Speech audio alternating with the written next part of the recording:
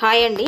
Dasara celebrations ఉన్నాయి కదా, అసలు ఈ వీక్ ఎలిమినేషనే ఉండదని చాలామంది అనుకున్నారు, ఉంటుంది అని చాలామంది అనుకున్నారు. కానీ ఎలిమినేషన్ అయితే జరిగిందండి.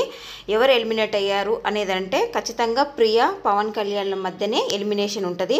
ఎందుకంటే బాటమ్ 2లో ఉన్నది వాళ్ళే. ఎస్పెషల్లీ ప్రియాకి చాలా డేంజర్గా ఉందని గత కొన్ని రోజులుగా చెప్తున్నాం. కానీ తన బ్యాడ్ లక్ ఏంటంటే ఈ 2-3 డేస్ నుంచి తను మంచిగా చేంజ్ అయ్యి తనకంటూ ఒక రూట్ని మార్చుకున్నా కూడా ఆలస్యం అమృతం విషం అంటాం కదా, అది ప్రియా విషయంలో జరిగిపోయిందండి.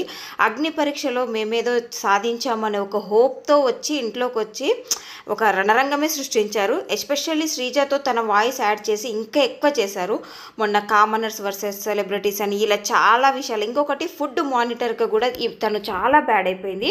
ఈ వీక్ తనకు ప్లస్ అయ్యే ఛాన్స్ కూడా పోయినట్టే. ఎందుకంటే ఇప్పుడున్న ఓనర్స్ వీళ్ళ పట్ల కొంచెము వాళ్ళు చేసిన దానిలో కాకుండా అట్లీస్ట్ కొంచెమన్నా రిస్ట్రిక్ట్గా చేసింటే వీళ్ళకు కొంచెమన్నా హోప్ వచ్చేది, వీళ్ళదేంటో చూపించుకోవడానికి. కానీ ఆ ఛాన్స్ సెలబ్రిటీస్ కామనర్స్కి ఇవ్వలేదు. మొత్తానికి ఏది ఏమైనా సరే ప్రియా అయితే ఎలిమినేట్ అయ్యి హౌస్ నుండి బయటికి వెళ్ళిపోయిందండి. Bad luck. 3 వీక్స్కే వెళ్ళిపోవాల్సి వస్తుందని అస్సలు అనుకోలేదు కదా. పోనీలండి, ఇప్పుడు ప్రియా వెళ్ళిపోవడం వల్ల శ్రీజ గేమ్ ఏమైనా చేంజ్ అవుతుందా, శ్రీజలో ఇంకేమైనా మార్పు వస్తుందా అనేది రానున్న రోజుల్లో చూస్తాము.